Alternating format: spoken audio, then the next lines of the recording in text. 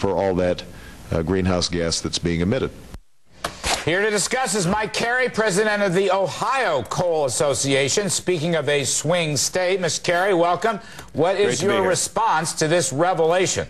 You know, we were very concerned because, first off, you know, he said bankrupt the coal industry. You know, and at a time in eastern and southeastern Ohio, western Pennsylvania, West Virginia, western Virginia, you don't want to talk about bankrupting any industry. And the coal industry right now, one of the best well-paying jobs you're going to get in those regions, to bankrupt that industry would be to bankrupt those regions of the country.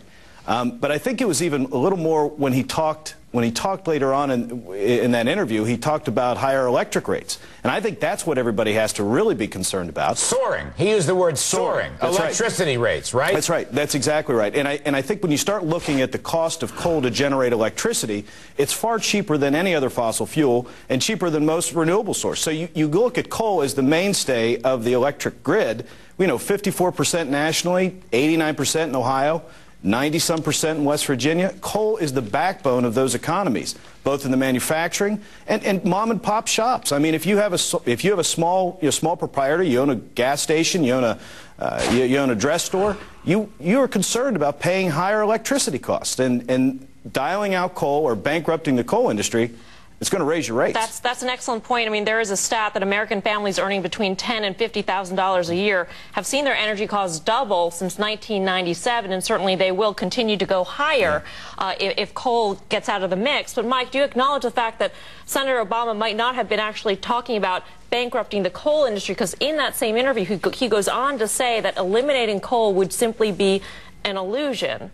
Yeah, I think reluctantly, because that was at the first part of his speech, but then he went on to say what you would do to coal, which was to essentially make sure that the carbon credits were so high that ultimately you would bankrupt the coal industry and also, by the way, raise your electric rates. So I think if you look at the interview from start to finish, you kind of get the whole picture of what we could have, you know, looking forward. Well, wait, he basically is going to say the warrants, the government is going to auction off these warrants, okay? They're sort of clean energy, climate change warrants. That's the cap and trade part. So he's saying that these coal-fired electricity plants can operate, but it's going to be so darn expensive it'll put them out of business. Let me ask you the last question. Yes. Mr. Obama said he's for clean coal. All right, and that's come up before with Senator Biden. He says he's for clean coal. Obama says he's for clean coal.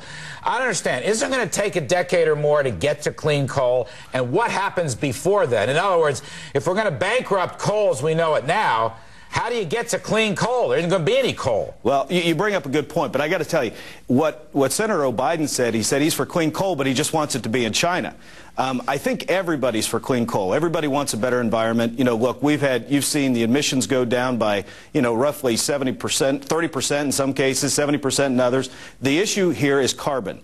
And carbon dioxide and it being part of the greenhouse gas issue. You know, right now, the idea of carbon sequestration, we're still a few years away. But interestingly enough, in that interview that he did, he talked about using the dollars that you would get from the caps, or the cap and trade, to actually go to other energy sources, not to invest in clean coal technology. I think that was very scary. You know, we have been pretty much out of this election, but that statement...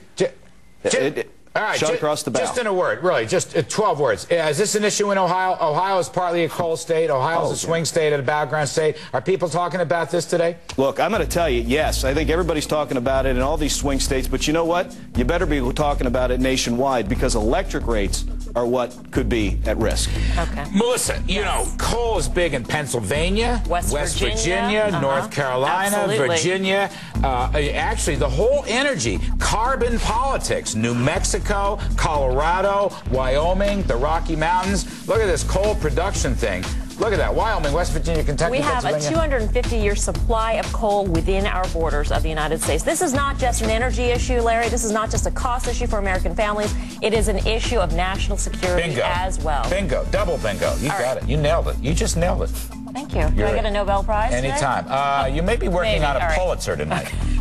Our thanks, of course, to Mike Carey. And coming up on Wednesday, we will be joined by the CEO of one of the nation's top 5 coal producers, James Roberts of Foundation Coal. We will ask him just what tomorrow's election means for the entire coal industry. And coming up next, the economy today.